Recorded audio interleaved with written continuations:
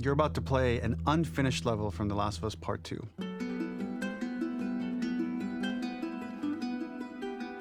The reason we added this section is there are a few sequences, and we picked the 3 of the best ones, that we cut from the game. Often we build a game that's much bigger than what ends up being the final product.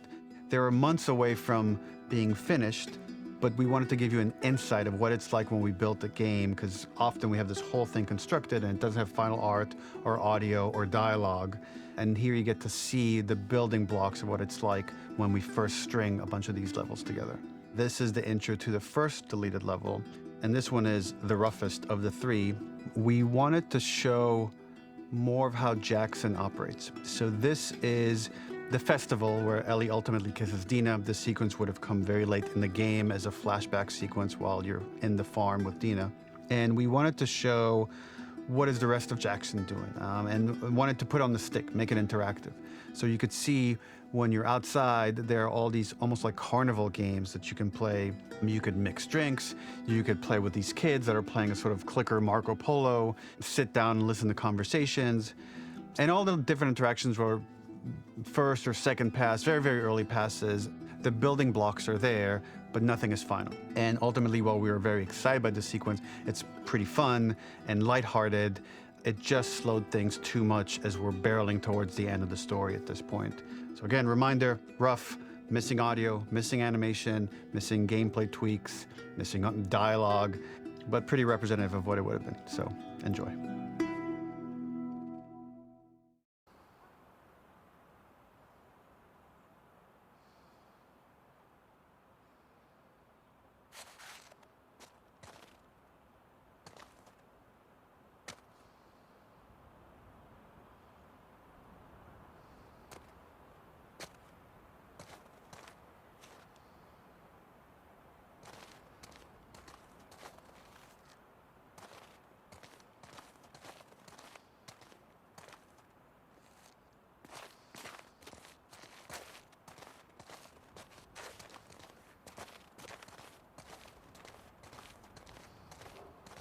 Originally, this level was going to transition us to farm.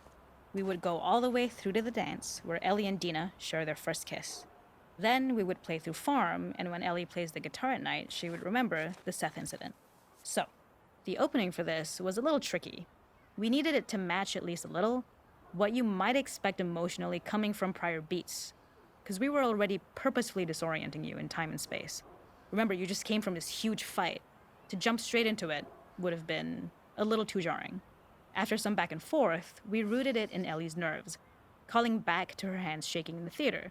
But this time, for a much more innocuous reason we'll find out later. She's nervous because she has a crush on Dina, who is the only reason why she's here at the dance.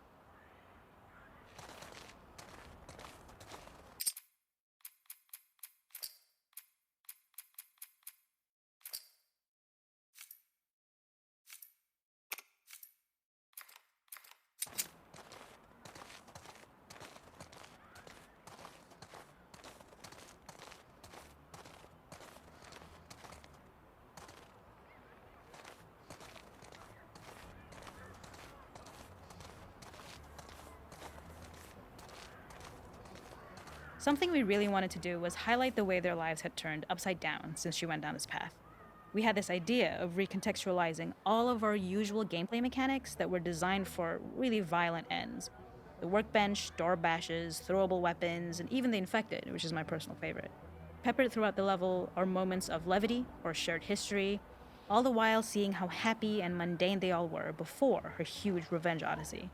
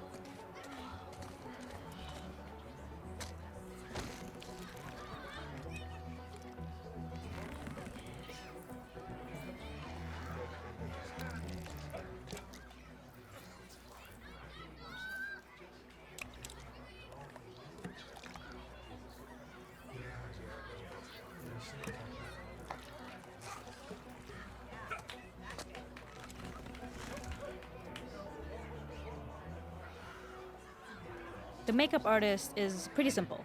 It's one of those little in-game scenes we peppered in to make it feel like Ellie had roots in the town. Hallie, our writer, mentioned that in her mind, an ex-girlfriend of Ellie's tattooed her arm to cover up her scar. So we figured this might be the only time you get to see that. We wanted to hint at it and allude to it and make it feel like there had been so much more that had been happening and so much more that Ellie threw away.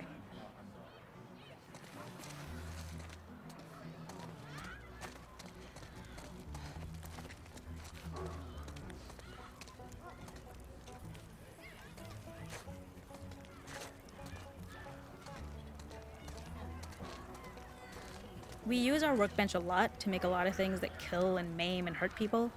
Here, we had the silly idea of using the same feel, harkening back to the same animations, using the exact same UI to instead fix a drink.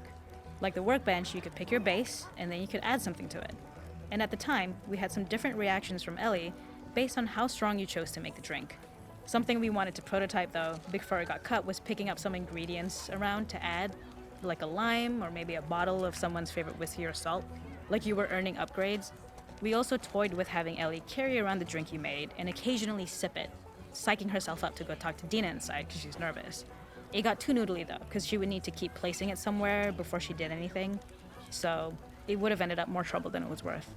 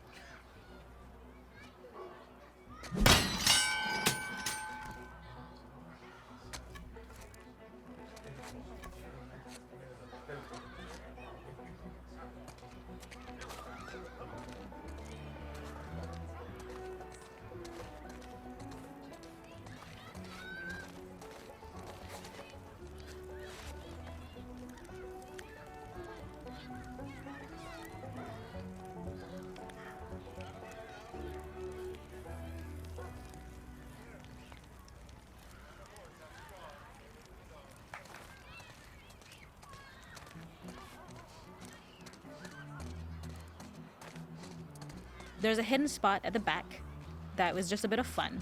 It was highlighting Jackson's normalcy with something we would find in a real world. In the back, you would find teenagers finding some alone time with each other in a dark corner of a party. It was rewarding the player for peeking into a hidden corner, but ultimately redirecting them back to the festival. We also had versions of them smoking weed here, despite Maria's consternation, probably having gotten it from Eugene.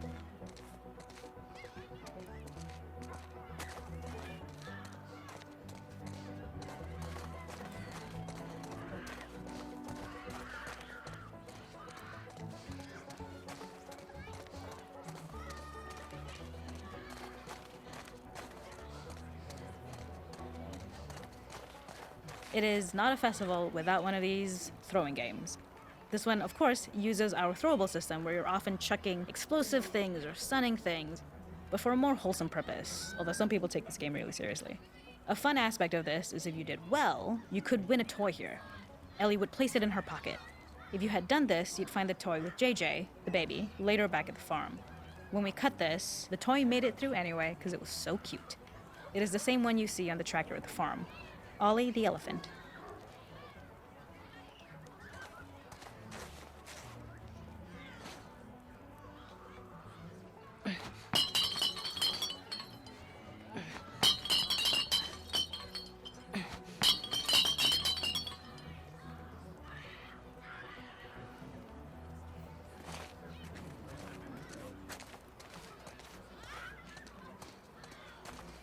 This is one of my favorite sections because I think that it achieves both the slice of life aspect of Jackson while also being a stark reminder of how dark the world that they live in really, really is. To attract attention and curiosity, one of the kids was supposed to make this adorable, messed up little clicker impression and the others would giggle. We tried a version where if you got close enough, the kid might try to follow you a little before turning back. Since clickers are blind and move by echolocation, for this game of messed up tag, Ellie must close her eyes and listen for when the children give themselves away. The thought was that these kids are in relative safety. They still grow up with the dangers of clickers and runners, and all those lessons would embed themselves in the games that they play. When the festival got cut, they tried to preserve this moment and move it to the front of the game where the snowball fight is, as a tutorial. However, being in the headspace of a clicker doesn't really teach you how to deal with them. Eventually, it evolved, and they instead made the snowball fight, which was, I think, way more effective. For me, it's character illuminating that not only does Ellie know this game, she plays along. There's a familiarity with the kids that's really nice to see, especially because it's such a difference from the Ellie we see later, who has a sort of hollow normalcy that she's trying to get with JJ, but kind of fails.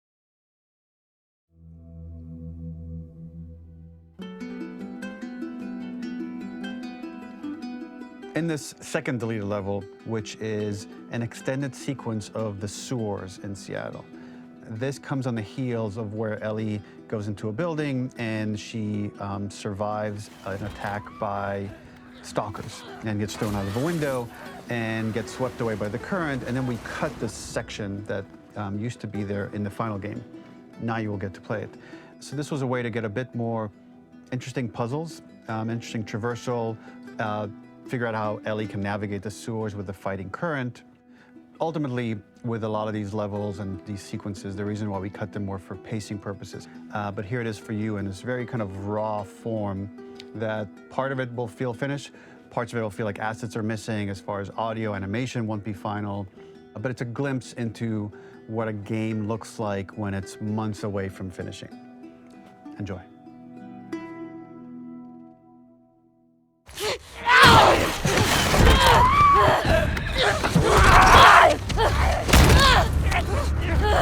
Get off of me!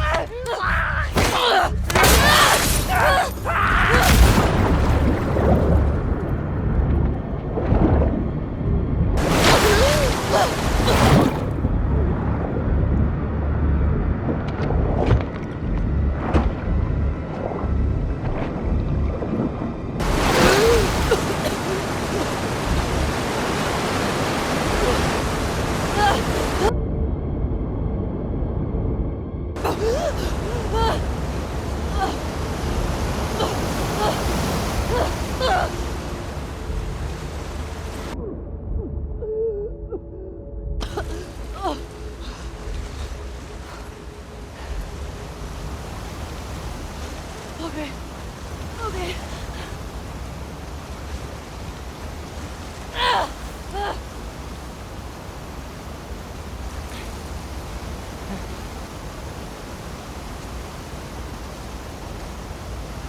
Fuck Seattle. Okay. Where the hell am I?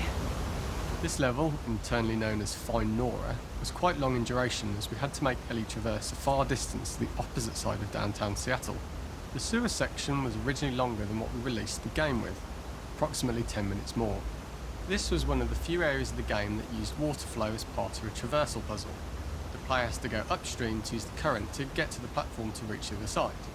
We mostly cut this mechanic game-wide, however it remained in essence in the section swimming to the aquarium as Ellie when you were avoiding the waves.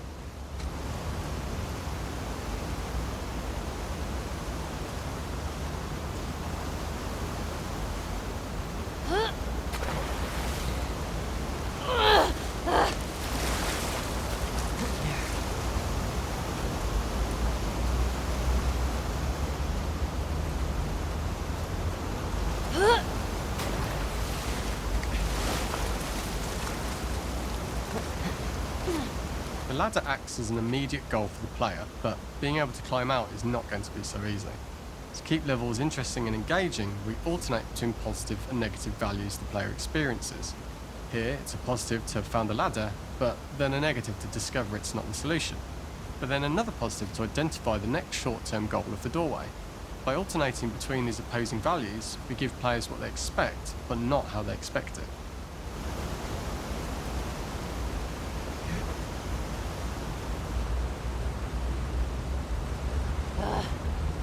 Fucking kidding me.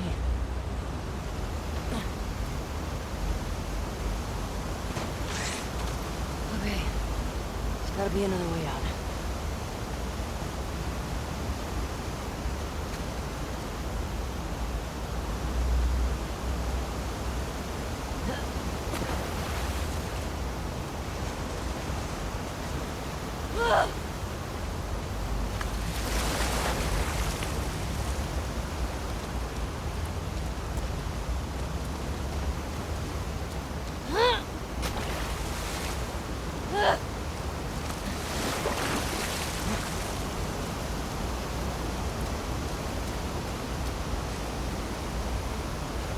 When players reach the doorway and enter into the room, they are faced with a dead end. The real reason for this dead end room is that on the reversal, when exiting back out of the doorway, players are faced with the route onwards. A pipe that they'd not been able to see when they were swept past it on the way in, and something that was hidden from view when on the side platforms. The intention here being that the only option is to go off the standard path in order to search for a way out. What have we got here?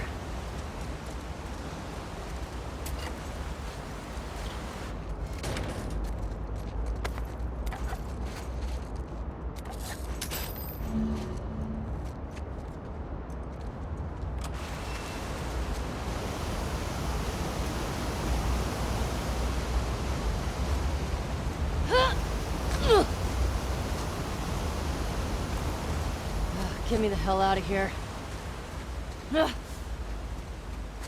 Throughout the rest of the level, we also use light to indicate to the player that they were heading in the right direction. At each turn, however, we block the direct route forward. Players would know that they just have to keep finding alternative paths, promoting those feelings of being desperate and trapped.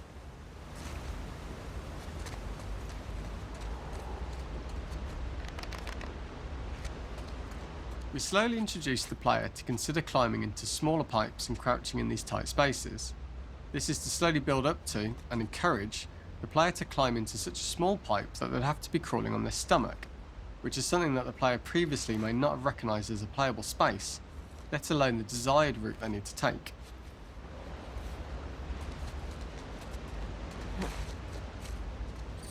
Up and out. Just keep going up and out. We added a tiny space just to reward the player's exploration with a pickup item, and we made sure it was something that made sense that you'd find in this area. A canister and all the garbage that had been washed into the sewers from the surface.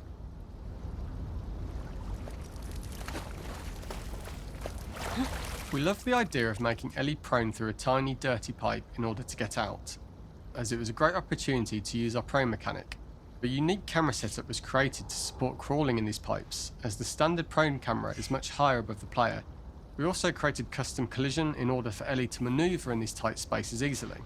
Initially, the oblong collision capsule around her character caused issues crawling around corners, but we put extra effort into the custom corner collision so the movement experience is as smooth as the main game. Fuck. Okay. Don't lose your shit, Ellie.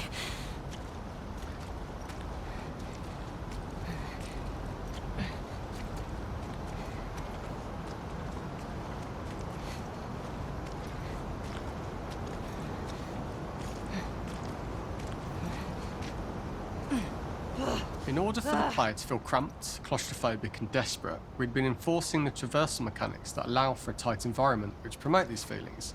We introduced the use of the squeeze through so that we can keep the player feeling enclosed and tight, but without repeating the same geometry. Here we change from low ceilings with wider walls to high ceilings and tight walls to change up the spatial pacing and keep the level from repeating itself.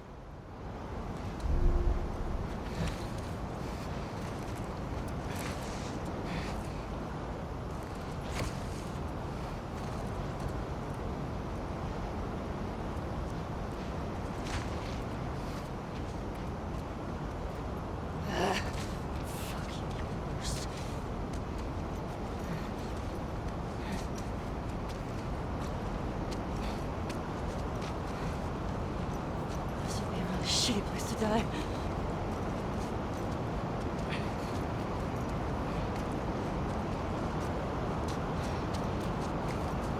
Originally, we had the waterline much higher here, so players had to swim through this tight tunnel. However, from watching user test feedback, it was occasionally causing people to discount the route entirely and turn back on themselves. So to avoid any risk of this happening in the final game, we present a lower water level so the tunnel is easy to see and commit to using. Although this isn't as impactful without the prone swim, it's the better decision as it means a smoother experience for the player with no backtracking frustration. As we surface from the water and over the crest of the slope, we reveal what is further in this tunnel. A clicker that has sprouted and the fungus has grown on the sides of the pipe. It was great to see people who user tested this area becoming increasingly worried as we forced the player to squeeze past the fungus and inches away from the clicker's face, all the time not being sure whether the clicker might be alive or attack them. Although we aren't as cruel as to force a clicker attack in such close proximity, we do have a payoff for this moment. This clicker momentarily turned into Joel to show Ellie's PTSD from what happened to Joel at the start of the game. Ultimately, we decided to save this moment for the farm level, as it was more impactful there because it could become the centrepiece of that experience. Whereas in the sewers, we weren't able to make it as much of a narrative point and give it the breathing room and reaction time that it deserves, given the tight space.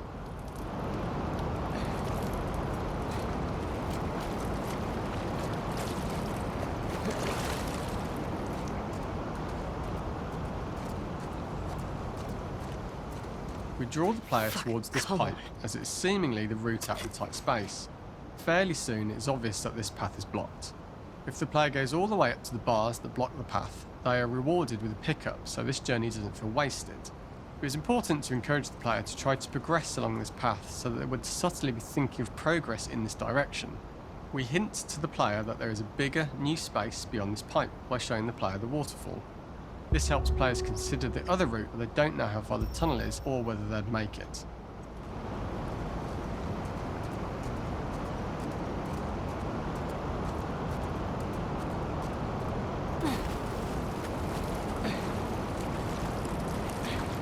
Damn it.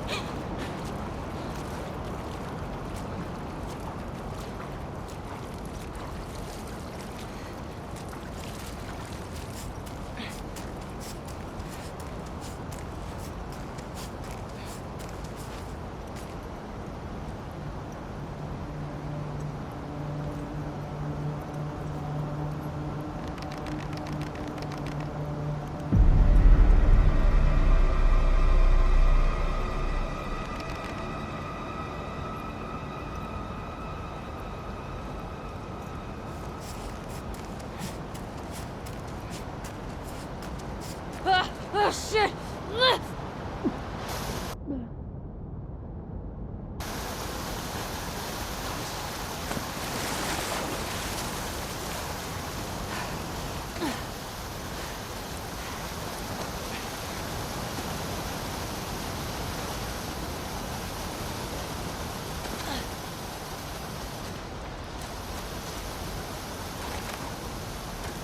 For the final section, we eventually opened you out into a wider area as you traverse through such tight spaces leading up to this.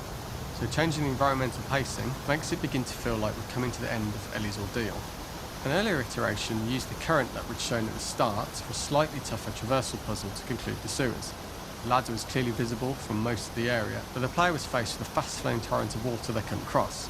If the player attempted to jump into the water, they were not able to swim across the ladder due to the water's speed. But instead they had to traverse the pipe running along the top of the space in order to get across the water.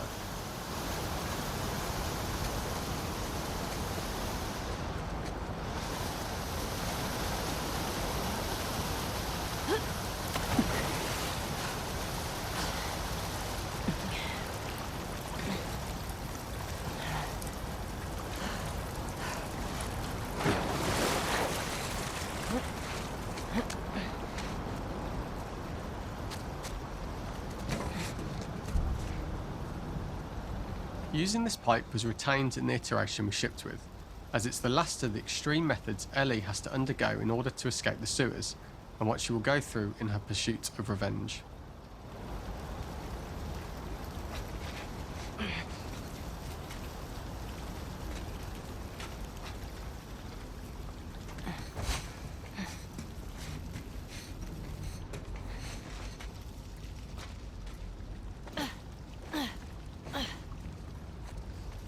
The last ladder climb is quite lengthy, and although we could have trimmed it down to a shorter climb, we liked how this last segment of the journey built anticipation for whether there was success at the top or not after all you've been through. Ultimately, the ladder exits out into the subway station, which is how it connects in the final game. Ellie then has to find her way to the hospital from here, crossing paths with the scars for the first time.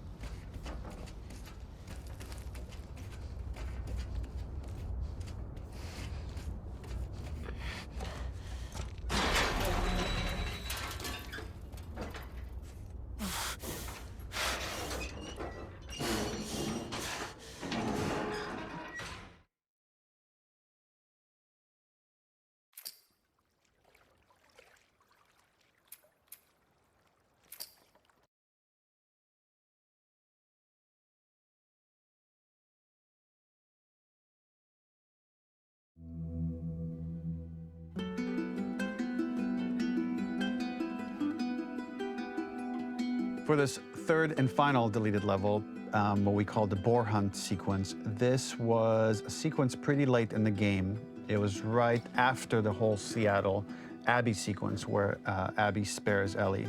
And then we wanted to come back into Ellie's story, but keep it a bit mysterious of how much time has passed, where is Ellie now? So we're coming in on Ellie and she's following a trail of blood. And we wanted to mirror in a way the deer hunt sequence from the first game, but this time do it with a boar. And there's something with Ellie that now she can't let go of this violence. She's pursuing it, even against this innocent animal. This was another opportunity to show how the violence that Ellie has experienced, the violence that she witnessed being afflicted onto Joel, is still sticking with her, and she's still experiencing these PTSD moments. This was a sequence that was pretty far along and was cut pretty late in production. Parts of it are still really rough, but the gameplay, the building blocks were all there. I think you'll have fun to see, like, again, a rough, unfinished sequence that you can play. You can see all the way to the end, and including a cinematic that we end up cutting. And the remnants of the sequence ended up being mentioned in Ellie's journal. So this part of the story that we developed still made its way into the game as kind of optional stuff that you could read about, but here you get to experience it. So as a reminder, this is pretty rough, months away from being finished, but you get to see it now.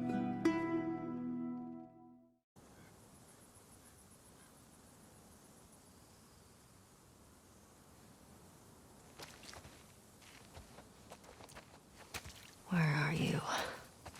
So the boar hunt was one of the hardest levels for me to work on. It was a huge challenge with the systems that we had, and we kept trying, but it never felt quite right. Originally, the level happened after the Jackson Festival, which also got cut, but before Farm. Once the festival got cut, it became the prologue to Farm. The intended experience is that we jump forward in time after the fight with Abby in the theater. We don't know where Dina is. We likely assume she's dead because she was just bleeding out. Ellie is alone. Her hair is short. So maybe this is the future or the present. And she's hunting. Hunting who? Abby still?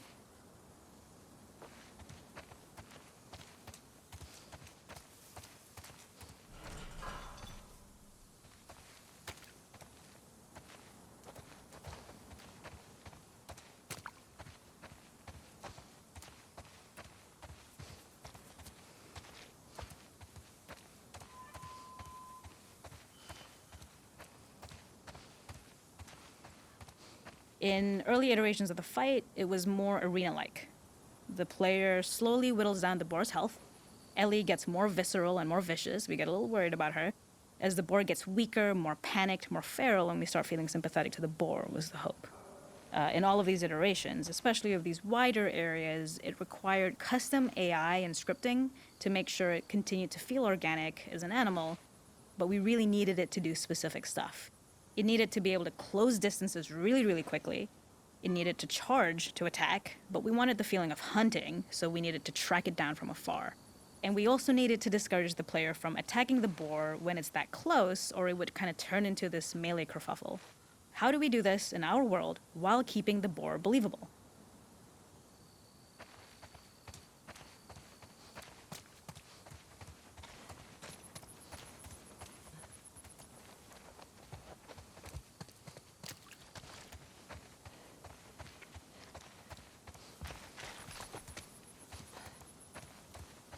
we must have gone through 5 or 6 iterations of the boar fight in all, and every single time it changed pretty drastically.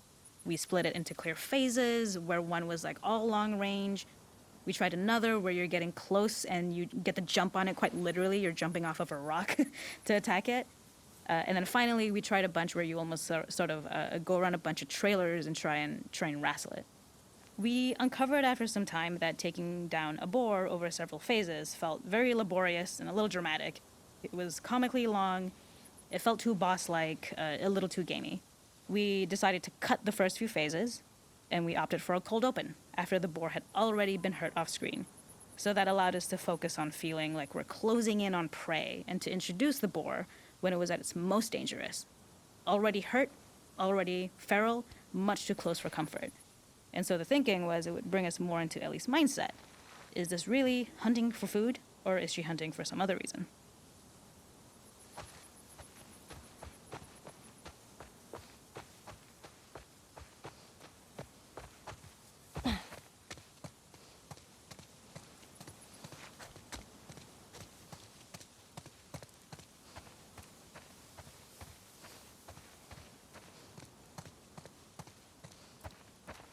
The gas station was built to highlight the boar's destructiveness. Since it's cramped, the boar feels larger. We also feel trapped with it, though perhaps it's trapped with us. When it charges, it gets to us quickly, so we must be on our toes. This made it more aligned with Ellie's sort of hunting for trouble mindset. Listening became more important, as well as moving around slowly so it didn't hear you. Could you spot it before it saw or heard you? And could you get a shot off quickly enough so you could dodge out of the way? Or is the shot worth the cost after? It feels like a gamble.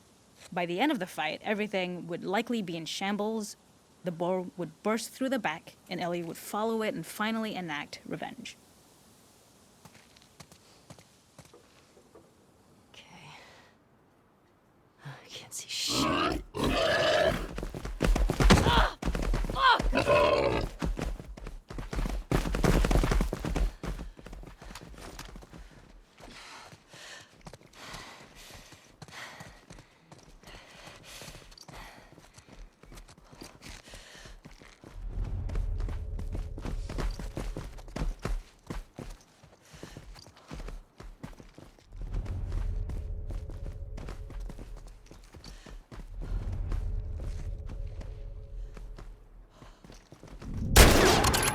Got you.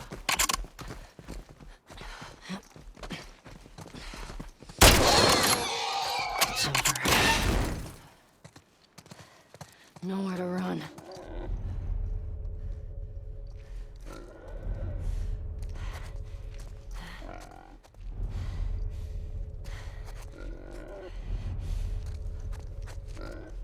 The boar kill was supposed to done. be anything but glorious.